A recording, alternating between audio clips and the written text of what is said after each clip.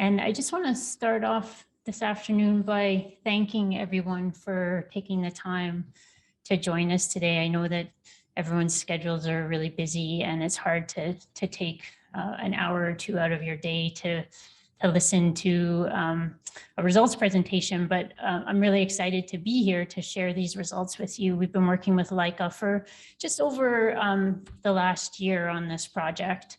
And so I'm excited to share with you the results of the work that we've done. So over the next hour, I'm going to walk you through first some of the methods that we use to do this assessment, focused on the Upper Beaver and the Jackfish-Muriel Creeks watersheds. And then I'm going to present some of the results from the assessments, and then we're going to have a question and answer and discussion period, and hopefully we'll have a fulsome discussion and we can answer any questions that you might have about this work. So before I dive into the sort of nitty-gritty bits and pieces of how we did this and what we found, I want to first just quickly define what I mean when I say riparian habitat.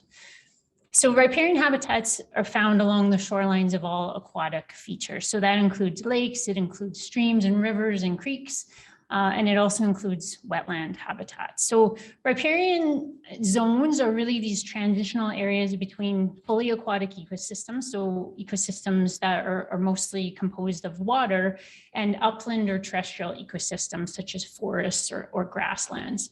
And so because they're transitional areas, riparian habitats show characteristics of both aquatic and terrestrial ecosystems, but hydrology or water is still really the primary driver of the ecological processes that we find within riparian areas. And you might be wondering why we're interested in assessing and managing riparian areas. And the short answer is that they provide a really wide range of critical ecosystem services to human communities. And this includes things like water quality improvement and flood mitigation, but they're also really important from a biodiversity perspective. So riparian habitats are really incredibly important because they provide habitat for a large number of species. And a lot of the species that rely on riparian habitats are species that are either threatened or endangered. And so they're really important from a habitat perspective. Riparian areas are also really important from the perspective of movement of wildlife and also genetic material across landscapes, and especially landscapes that are fragmented by human disturbance.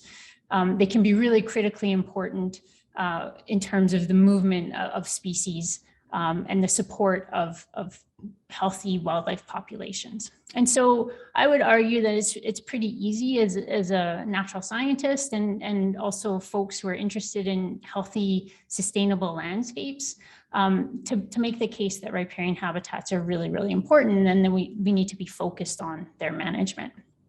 But I think, as is the case with many habitats and ecosystems, riparian habitats suffer from what I call the measurement problem. And you've probably heard the saying, it's hard to manage what you don't measure. And in my opinion, riparian habitats are the poster child of this problem.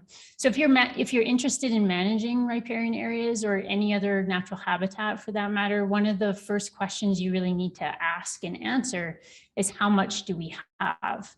And while this is a really straightforward question, actually answering the question is not terribly straightforward. And this is because while we know that all aquatic habitats have riparian areas that are associated with them, we also know that the width of the riparian area varies considerably with local conditions like topography and soils. And so it's actually really difficult for us to precisely measure and then answer the question of how much riparian habitat we have in the province of Alberta. But luckily for us, we can estimate the length of the shoreline that we have in Alberta. And because we know that riparian habitats are associated with shorelines along rivers, lakes, and wetlands, we can use some of our existing spatial information to estimate the length of shoreline. And while that's not a precise estimate of riparian areas, it's actually a pretty good starting point for our purpose if we sort of want to just generally understand the magnitude of habitat that we're dealing with. So then the question is, how much shoreline do we have in the province of Alberta? So we can use the provincial government hydrography data, which is freely available for anyone who's interested in accessing that data.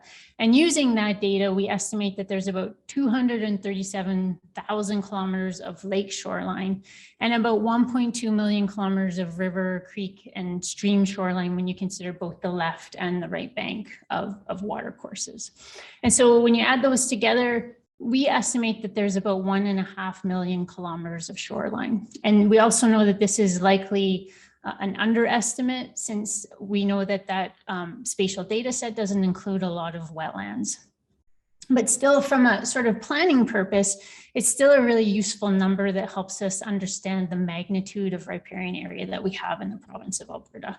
And so 1.5 million kilometers sounds like a lot. And so to put this number in context, I did a little bit of math, and it turns out that if you were to sort of go around the circumference of the Earth with that much shoreline, you would go around the Earth 31 times. And so when you think about it in those terms, you realize that that's an awful lot of riparian habitat that we have in this province that we need to assess and also manage. And so once you answer the question, how much do you have? The second really important management question is, what condition is it in? And based on the massive amount of riparian habitat that we have in Alberta, this question is really challenging for us to answer. And historically, the majority of the riparian assessments that we've conducted in Alberta have been field-based. And while field-based methods are really important and really amazing because they provide really detailed information about a specific site, when you think about 1.5 million kilometers of shoreline, you begin to really quickly understand that it's impractical for us just to rely on field-based methods to assess riparian areas. And so we need to sort of expand the tools in our toolbox to help us ask and answer the question of condition. So another method that's been used to assess riparian areas in Alberta is something called aerial videography, and this was developed in the early 2000s. And for this method, video imagery is captured from low altitude flights. So typically this is either a ultralight vehicle or a helicopter. And then the imagery that's captured by the video is interpreted by trained observers who sit and watch the video, and they fill out a condition scorecard with questions that are similar to questions that you might answer in a field-based assessment. And more recently, aerial videography data has been captured using drones. And so we're sort of taking advantage of new technology. And while this information is really good about shoreline condition, again, when you think about costs associated with scaling up from sort of a single lake or a single reach of a stream, you begin to realize that as you increase the amount of area that you want to assess, the cost of using aerial videography also increases pretty substantially. And then in addition to that, you have the time and cost required to have someone sit and watch the video. And so again, as you move from a smaller spatial extent to really large areas like entire watersheds, this method becomes a lot more expensive. And so the newest approach to assessing riparian areas is a satellite-based GIS assessment. And this is the method that I'm going to talk about today. And this is a method that we developed in collaboration with the North Saskatchewan Watershed Alliance back in 2015. And we developed this assessment, first of all, because there's been rapid improvements and advancements in remote sensing and GIS technology, especially over the last 10 years, I would say. But also, given the vast amount of riparian habitat that we have in Alberta, we saw a really important need to have more tools in our assessment toolbox. And in particular, to have a method that we could use to more rapidly assess general condition of riparian habitat over really large areas. And so this method uses a land cover data set that we derive from satellite imagery, in addition to other ancillary data sets that we combine with the satellite imagery to evaluate the amount of disturbance that's present along the shoreline, using metrics that are similar to what is used in the aerial videography method. So all of these assessments have distinct advantages and they also have their own drawbacks. But together, if you sort of look at them as a package of tools, they provide us with really useful information and different approaches that can be used to assess riparian areas. And so for the rest of this presentation, I'm really going to be describing the methods and the results from the satellite-based method. And because this is the method that we use to assess the riparian areas in the Beaver River watershed. So our satellite-based GIS method takes what we call a bird's eye view of the shoreline of a water body. And the condition of the shoreline is assessed within something that we call a riparian management area, or an RMA. And the length of each RMA is variable, and that length is based on major changes in the proportion of natural cover that's found along the shoreline. So if you go along the shoreline and you have the majority of the cover is natural cover, and then you have a break in cover, that would be the start and the end of a riparian management area. And the width of each riparian management area is a fixed 50-meter buffer. And within each of those riparian management areas, we assess what we call intactness, which is really a measure of the proportion of natural versus human land cover types that are present. And so a completely intact riparian area is a location that's entirely free from human disturbance. And a loss of intactness occurs as a result of habitat fragmentation or degradation that is caused by human activities. And so in this example, RMA number 1 would receive a high intactness score, with intactness decreasing to very low within RMA number 3. So one of the most common questions I get when I give a presentation on this method is, why do we use a 50-meter fixed width buffer? And so before I move on, I just want to address this question. As I mentioned earlier, the actual width of a riparian area is highly variable, and that changes based on a number of site-specific factors like soil and slope. And because of this, it's really challenging to accurately map the location of riparian habitats. And you can do it, but it requires really high resolution terrain information. In order for us to get that type of data is actually really costly to purchase, and it's really intensive for us to process. And so in a lot of cases, for the work that we do, we don't have budgets to purchase and process that kind of data. And so while we would ideally be able to map the actual extent of the riparian area and assess intactness within those areas, we feel that focusing on an assessment of a riparian management area is more relevant for land use planners and decision makers. And for the most of the water bodies that we're interested in managing, 50 meters is a pretty relevant buffer distance. So for example, when lands are subdivided, municipalities can prescribe development setbacks on water bodies. So under the Municipal Governments Act, a minimum setback on water bodies is 6 meters. And in some cases, we'll see, especially in instances where we have slope stability concerns or issues, or really significant important aquatic habitat, we might see setbacks that are much larger. So in some cases, I've seen setbacks of 30 meters or 100 meters in municipalities, but I would say that setbacks that large are quite rare. In the case of forestry, we see setbacks that are prescribed by the provincial government that range between 20 and 60 meters on large rivers and streams. And a setback of 100 meters is required in the case of large fish-bearing lakes.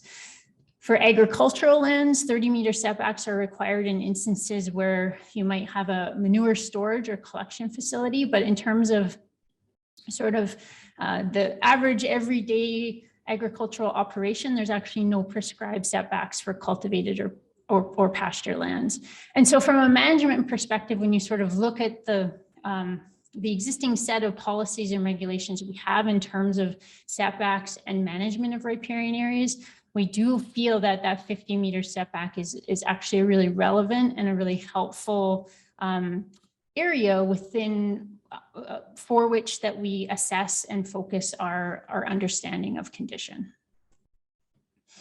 So just to, you know, in a really practical way, illustrate how we approach this desktop-based assessment, I just want to walk you quickly through an example. So in the very first step of this assessment, the first thing that we do is that we need to edit the provincial hydrography layer, because this is the data that's foundational to this assessment. So the provincial government maps the location of water bodies, and we use that data as a starting place for our assessment. But as most of you probably know, water boundaries are always changing. And this is particularly true of lakes, especially if we're controlling the water levels in lakes. So we see annual fluctuations in water levels. We see, you know, river channels and stream channels meander through time. And so it's really important for us as a first step to edit this hydrography data so that it matches the location of the water boundaries that we see in the satellite imagery that we use to create the land cover data. So while we're trying to accurately reflect the location of those water boundaries, this is all done through manual edits. So people actually sitting and manually editing the data. And so because that's a time-consuming endeavor, we're not looking for exact precision, but we want the lines to be within about 5 meters of the correct location of that water boundary. So that's the very first step in this assessment. The second step is to create those riparian management areas, or the RMAs, which are the unit of analysis that we use for assessing the intactness. And as I mentioned, we use a fixed 50-meter buffer width, and the length of those riparian management areas vary based on major changes in the proportion of natural cover. So in this example, you can see that we have some very short RMAs and some much longer RMAs.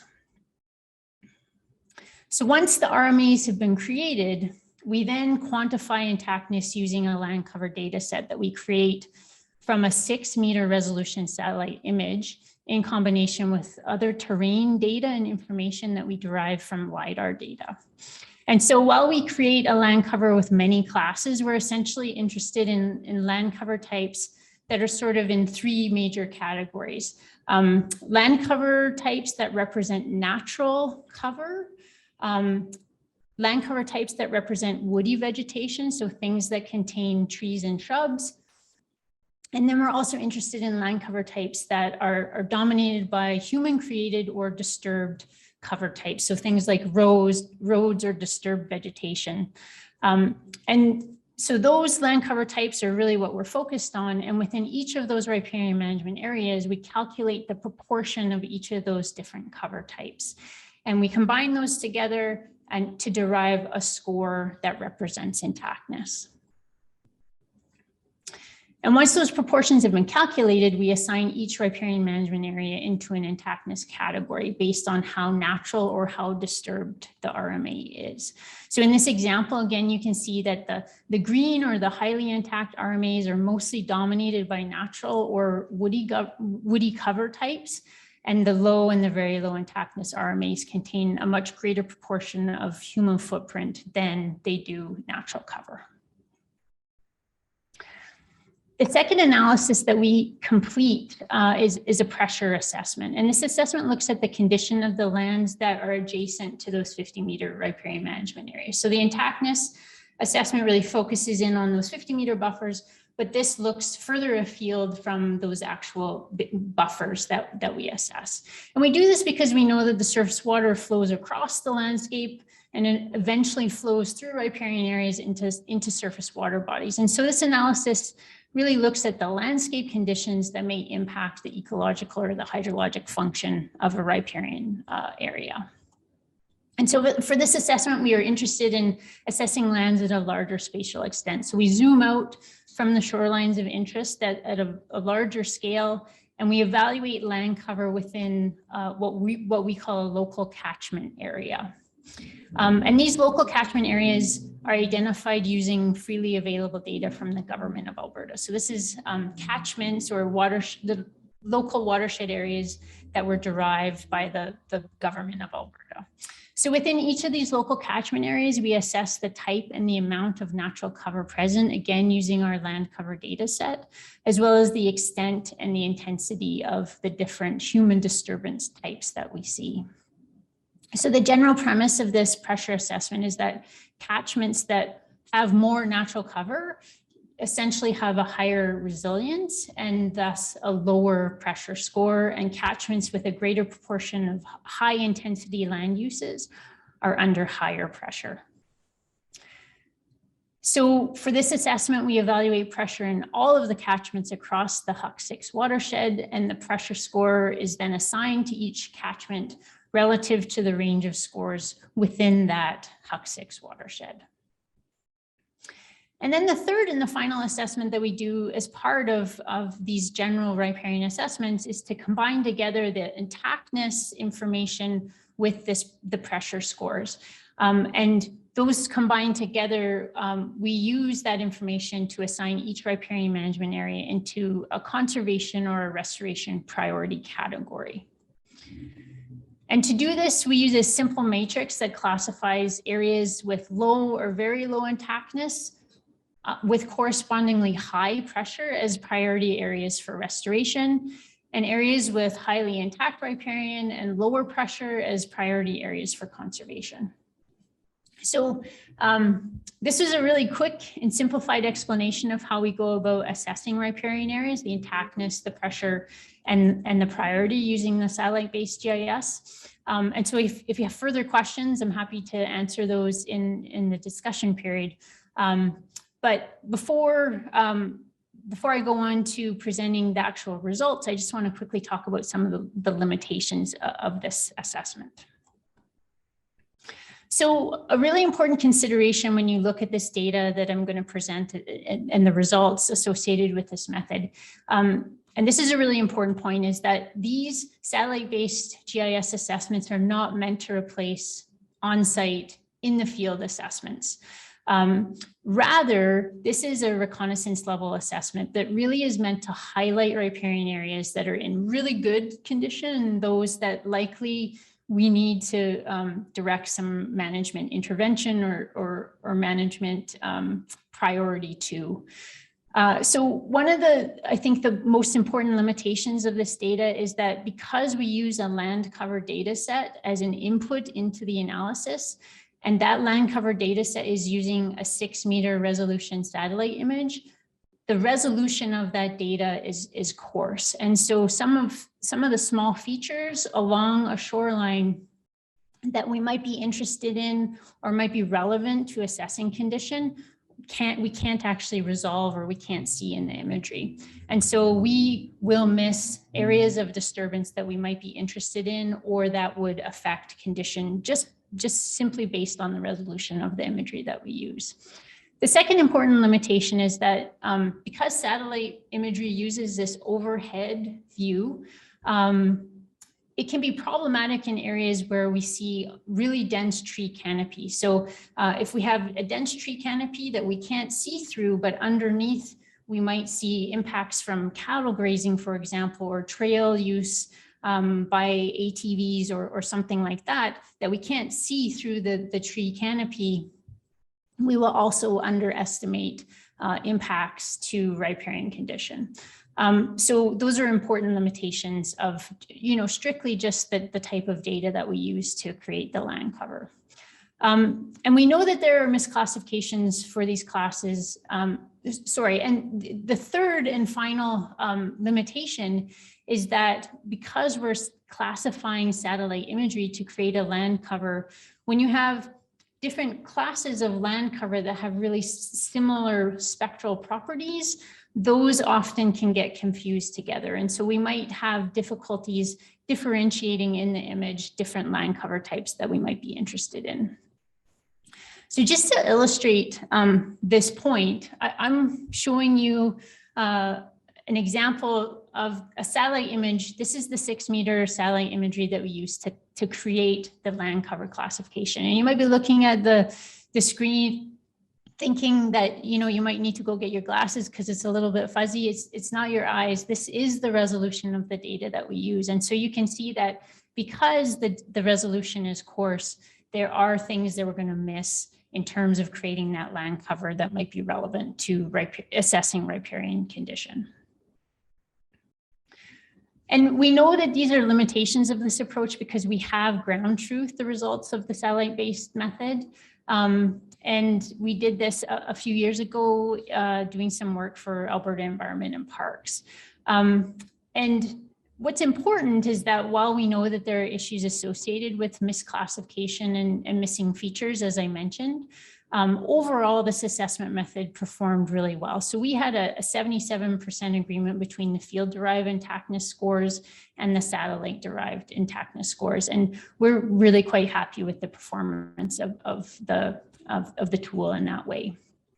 And so because this tool can be used to assess really large areas, and it can be used to quickly identify areas on the landscape that are in really good and in not so good condition, this information can be used to more effectively target our resources in terms of restoration and conservation efforts. And so if we have a really limited amount of time and money to spend on habitat restoration, which, you know, most of us are in that situation, information like this over a large spatial extent really helps us immensely to know where on the landscape we might want to focus our efforts. So where does the greatest need exist? And then we can go into those areas and do more detailed on-the-ground assessments if required. So that was a really quick and simplified explanation of how we go about assessing riparian areas using this tool. And so now I want to walk you through some of the results from the Beaver River Watershed.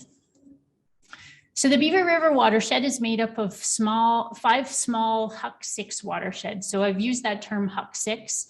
That's a designation in terms of a hierarchical classification of watersheds. So it's not very intuitive. The smaller the watershed, the larger the number. So a HUCK6 watershed is sort of the intermediate sized watershed.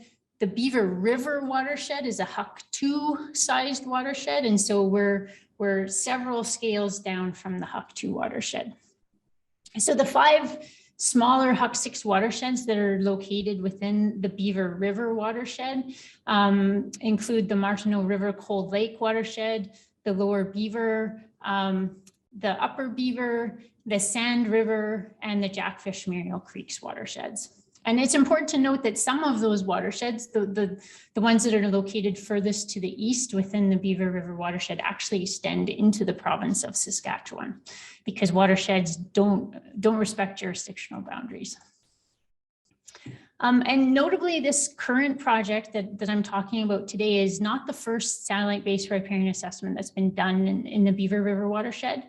And prior to these two studies, the North Saskatchewan Watershed Alliance and the Battle River Watershed Alliance over the last 2 years actually undertook quite a large project where they assessed over 27,000 kilometers of shoreline in the North Saskatchewan and the Battle River watersheds, but they included municipalities that intersected the North Saskatchewan River watershed. And so some of the municipalities that are located along the northern boundary of the North Saskatchewan River watershed were included in that previous study. So that included the MD of Bonnyville, the County of St. Paul, Smoky Lake, and Thorhill County. So that's why you see that's why you see the pink areas are areas that intersected those municipalities. And so the studies that I'm going to talk about today were focused on the Upper Beaver HUCK6 watershed and the Jackfish-Muriel Creeks HUCK6, in addition to assessing the shoreline of Reita Creek, which is located in the Lower Beaver watershed. So Reita Creek was included because LICA indicated that that was a water body of interest. So in addition to assessing these new water bodies, we also combined together the data from previous assessments to create a single summary of all of the assessments that have been done in these two watersheds to date. So for this assessment, just over 3,500 kilometers of shoreline was evaluated, and the largest number of water bodies and the longest length of shoreline was assessed within the Upper Beaver watershed.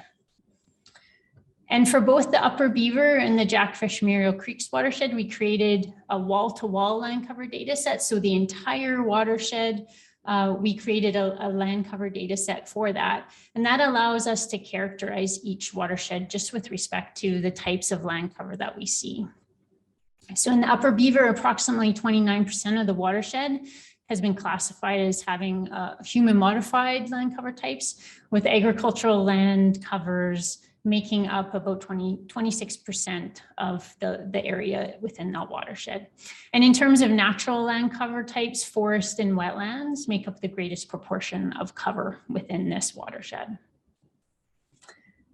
So we use that land cover data set then to characterize pressure within those local catchment areas. And so these are the results from that pressure assessment. And you can see that the areas that we've assessed as highest pressure, so those are the darkest purple catchment areas, are mostly concentrated in the eastern portion of the watershed. And this is the area that's primarily associated with agricultural activities in the watershed.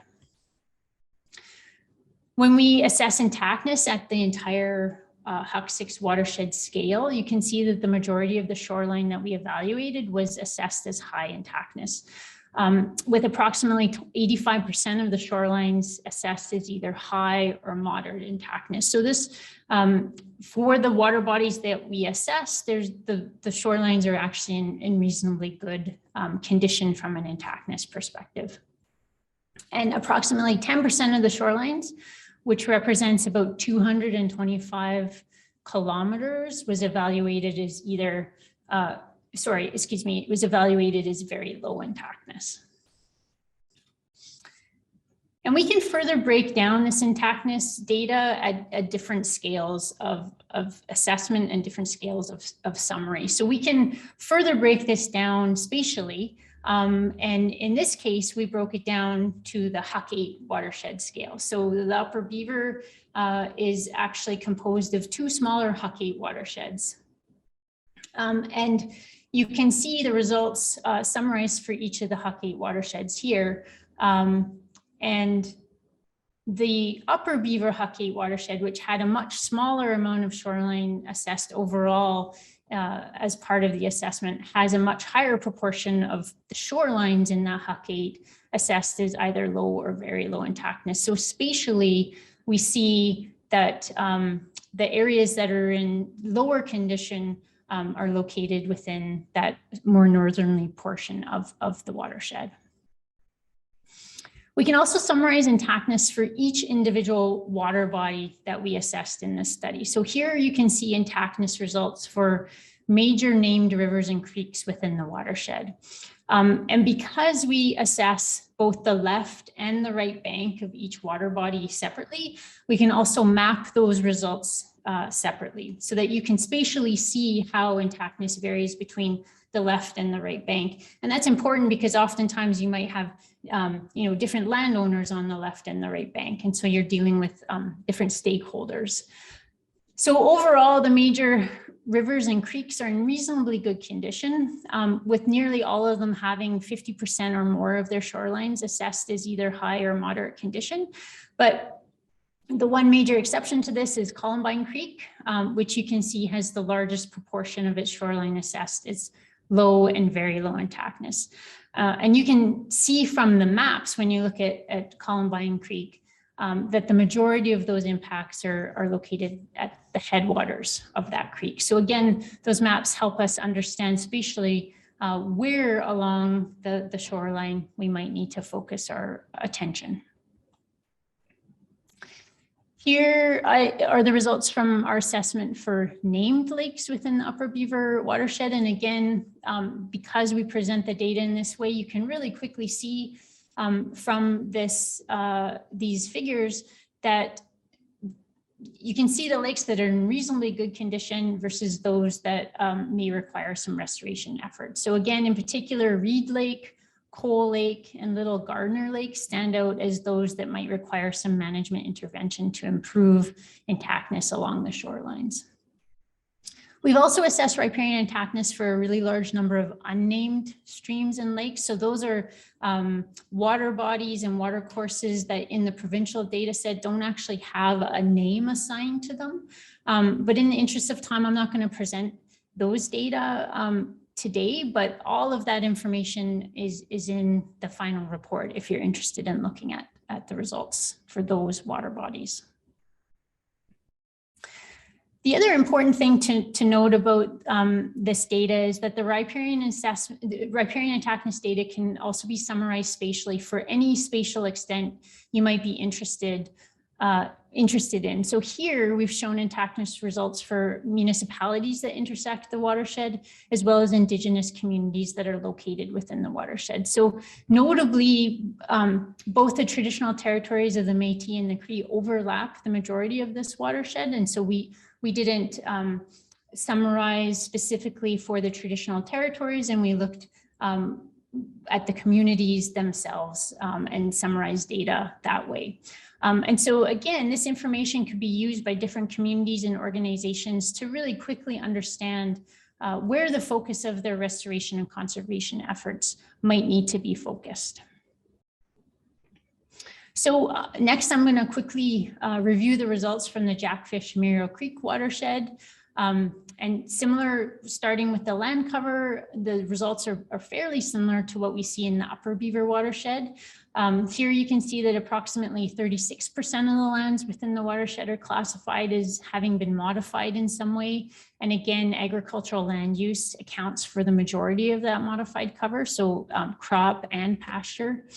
And again, forest and wetland and also open water account for the large proportion of natural land cover types within the watershed.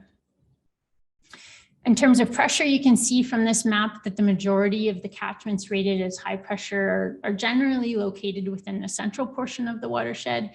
And these areas are primarily associated with both agricultural lands and then also human settlement areas like the town of Bonnyville. When we assess intactness and summarize it at the entire HUCK6 watershed, you can see that the majority of the shoreline evaluated was assessed as high intactness. Again, a reasonably small proportion of the area was assessed as either very low or low intactness, but it still represents about 150 kilometers of shoreline that is low or very low condition or intactness. And then again, if we break this down by HUCK8 watershed, there's 5 different HUCK8 watersheds within the Jackfish-Muriel Creek HUCK6 watershed. And you can see here that the Muriel Creek HUCK8 watershed has both the highest proportion and the greatest length of shoreline that was assessed as either low or very low intactness, with the Moose Lake HUCK8 also having over 30 kilometers of shoreline assessed as either low or very low intactness. In terms of the named and the unnamed streams and rivers, you can see that the majority of the watercourses located in the northern portion of the watershed are in reasonably good condition. And this is contrasted against Muriel Creek and Jackfish Creek, both of which are sort of standouts in terms of having the largest proportion of shoreline assessed as either low or very low. And also the Beaver River having a fair amount of shoreline assessed as very low intactness.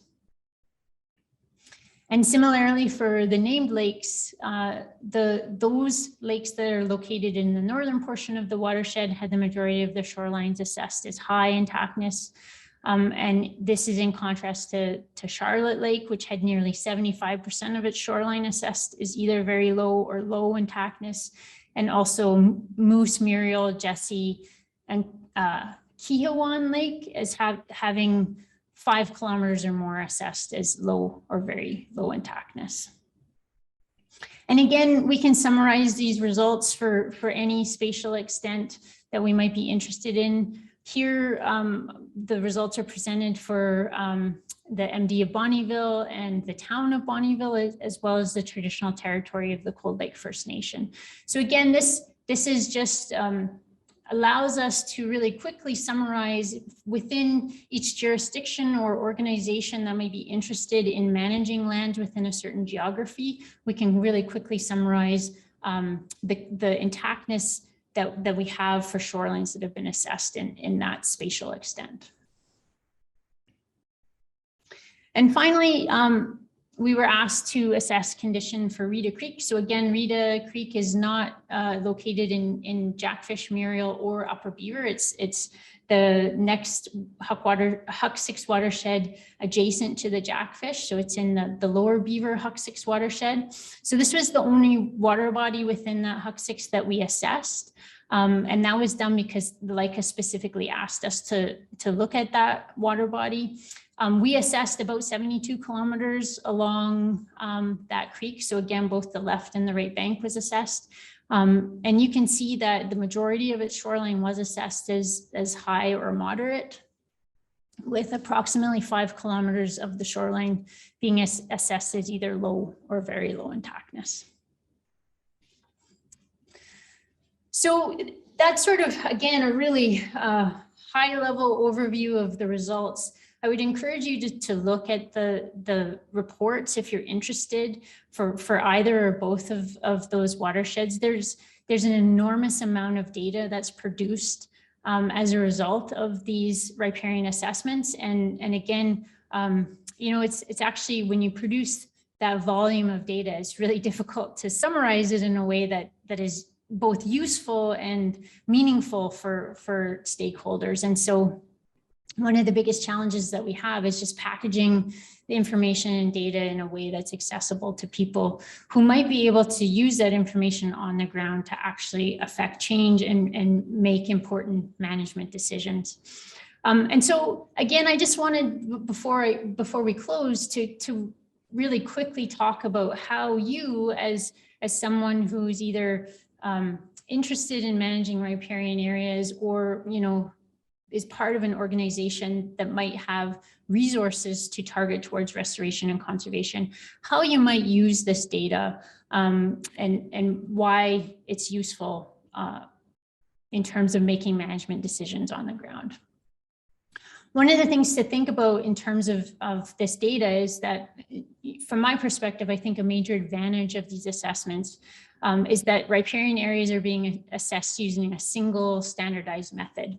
And so because we've assessed water bodies in the Jackfish-Muriel Creek watershed the same way as we have the Upper Beaver watershed, those results are comparable across watersheds. They're comparable across jurisdictions. They're also comparable across water bodies. And so we're really comparing apples to apples in terms of condition. And so that's a really useful thing as we look at changes in condition, both across time and also through space.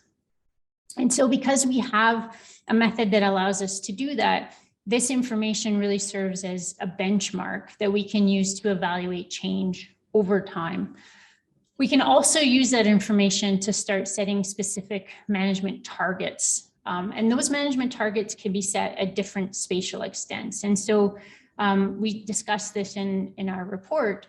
If you're interested in setting intactness target for a single water body, you have the data and information to help inform that decision. So you could make a decision that for a single water body, you want 75% of the shoreline to be assessed as either high or moderate.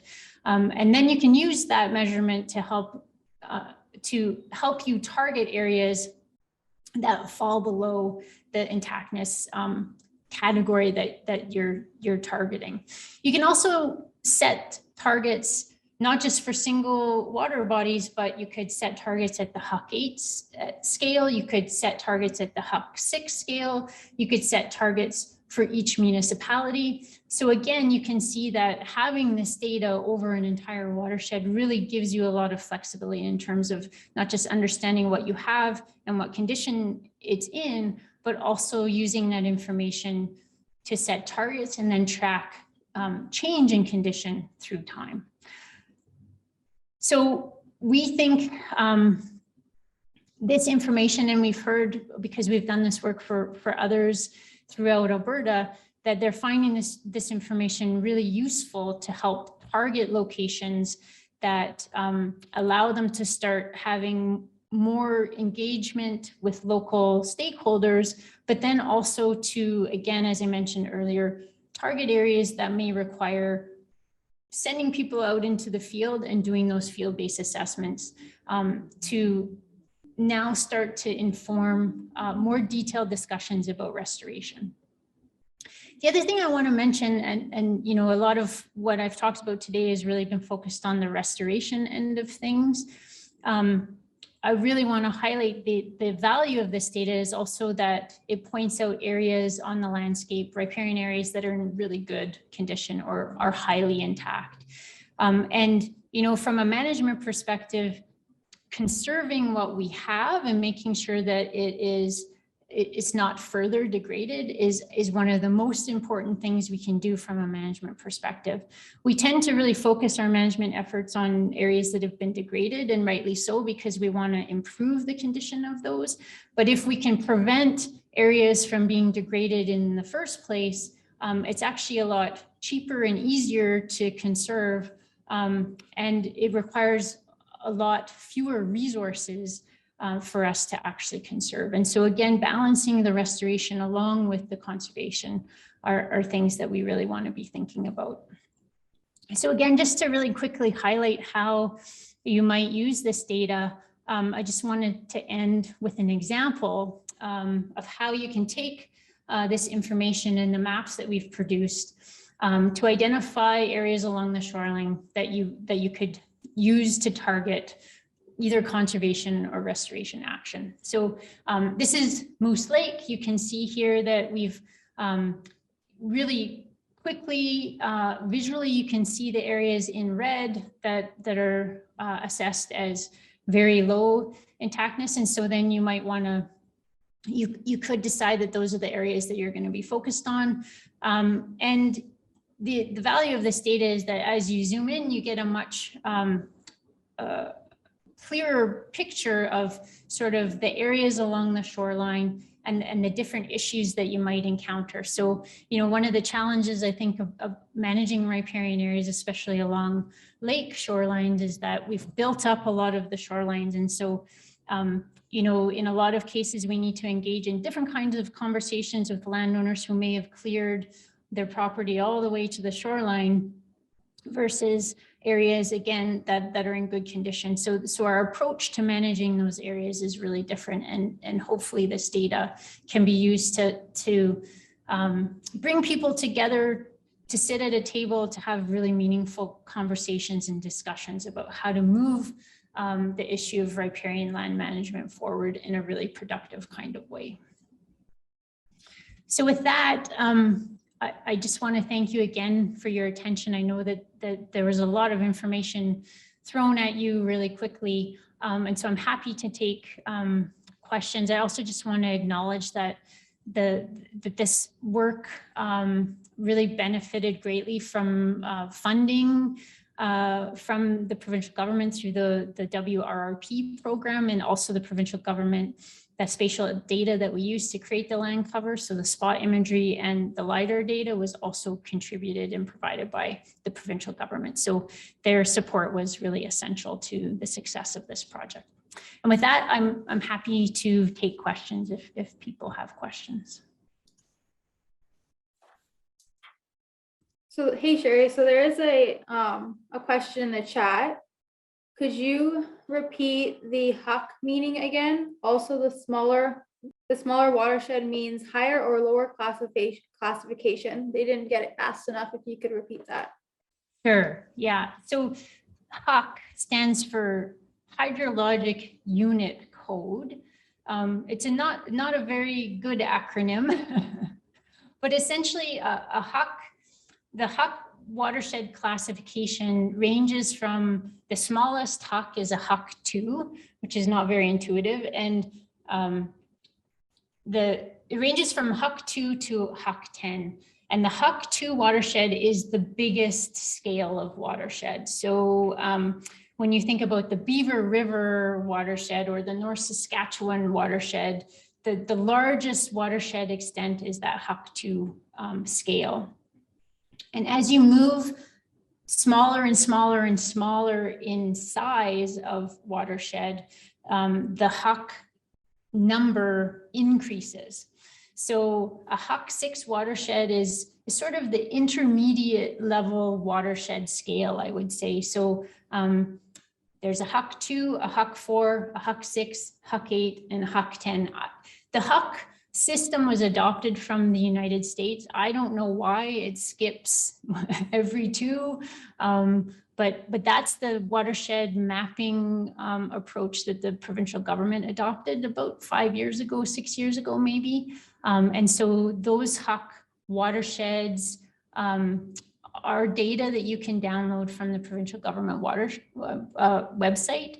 And those HUCK watersheds are the watersheds that we tend to use because they're sort of the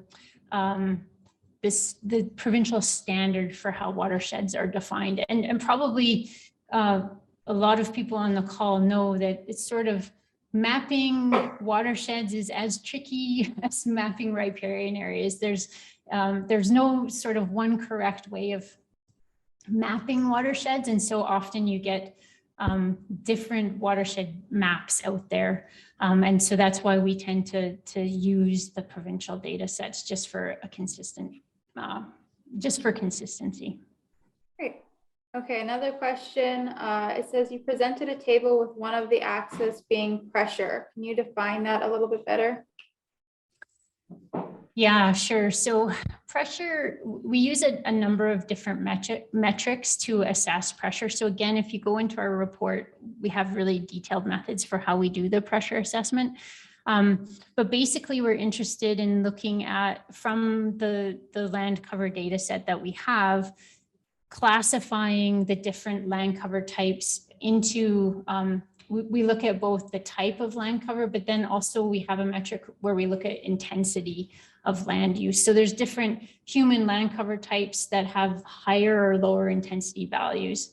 And we also have an approach where we look at basically human footprint, which increases the pressure value. But if you also have more cover types, natural cover types, those two things sort of, we account for both of those things. So from the natural land cover types, we're interested in how much forest cover is there, wetland cover. We also look at soils and slope as sort of considerations for pressure. So all of those are combined together to create that high, moderate, or low pressure score.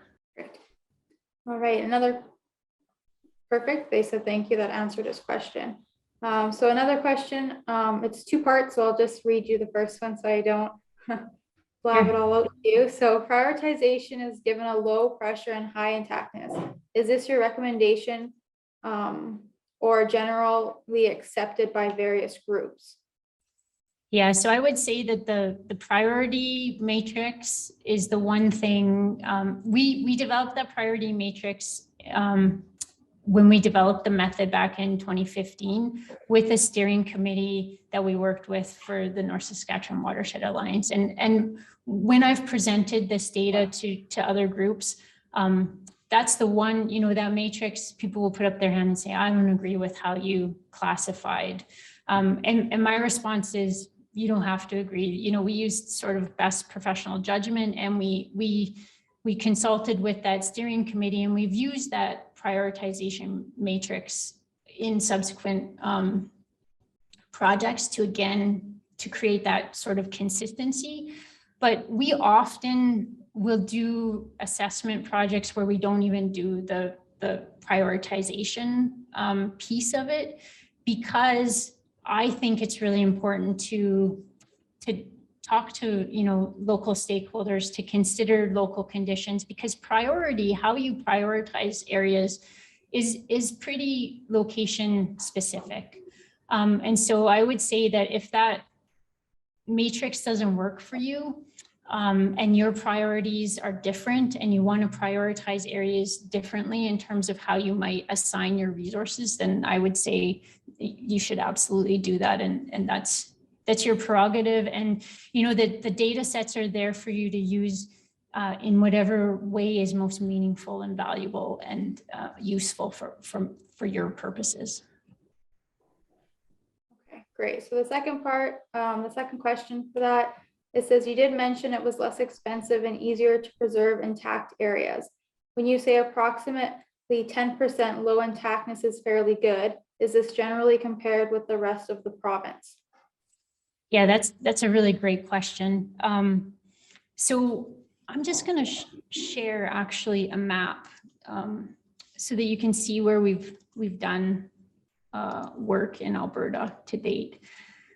So this is a map of all the shorelines that have been assessed using this method. So you can see that it's pretty extensive. And again, because the work that we did for the North Saskatchewan and the Battle River Watershed Alliances, that was a really big major project. We've assessed a huge amount of shoreline in those two watersheds. Sorry, I now forget the question. Sorry, can you repeat that? Yeah. I got off track there. No worries. It says, you did mention it was less expensive and easier to preserve intact areas. When you say approximately 10% low intactness is fairly good, is this generally compared with the rest of the province? Yes, thank you. So in terms of how the HUCK6 watershed scale values compare across the rest of the province, I would say that your HUCK6 watersheds score much better than what we're seeing in other HUCK6 watersheds. So the North Saskatchewan and the Battle River watersheds, we're generally seeing between 25 and 30% of shorelines at the HUCK6 scale being classified as either very low or low. And as we move further south into the Red Deer, we're seeing even higher proportions. So closer to 30% of shorelines being assessed as either low or very low. So the fact that you're down sort of at that 10%, between 10 and 15% relative to what we're seeing in other parts of the province, it's much better. Your HUCK6 watersheds are scoring much better. All right, looks like that answered the question. I don't see any other questions. Does anyone else have any questions at this time? Okay, doesn't sound like it. Thank you so much, Sherry, for taking the time to present this. That was an excellent presentation. Thank you. Again, thanks everyone for your interest and for taking the time out of your Thursday afternoon to listen. Yeah, so if there's no other questions, then we will end early. Thank you very much, Sherry. All right. Thanks, everyone. Have a great day. Kayla, do you want to just touch on where they can find these reports once again? Yeah, so again, if anyone did want to read the actual report, if you look on the LICA website underneath the watershed tab, there are links there to the reports. So yes, the reports are on the website. Maybe I'll also just mention that the North Saskatchewan and the Battle River Watershed Association has created a website called the Riparian Action Portal, and they are a lot of this data that we've created for them, including data for other in other watersheds, is available for viewing on that website. So they also have other resources around, you know, what is a riparian area, a little bit of a description of the different methods that you can use to assess riparian conditions. So it's a really good resource if you're interested in having a look at that. Wonderful. Thank you for that.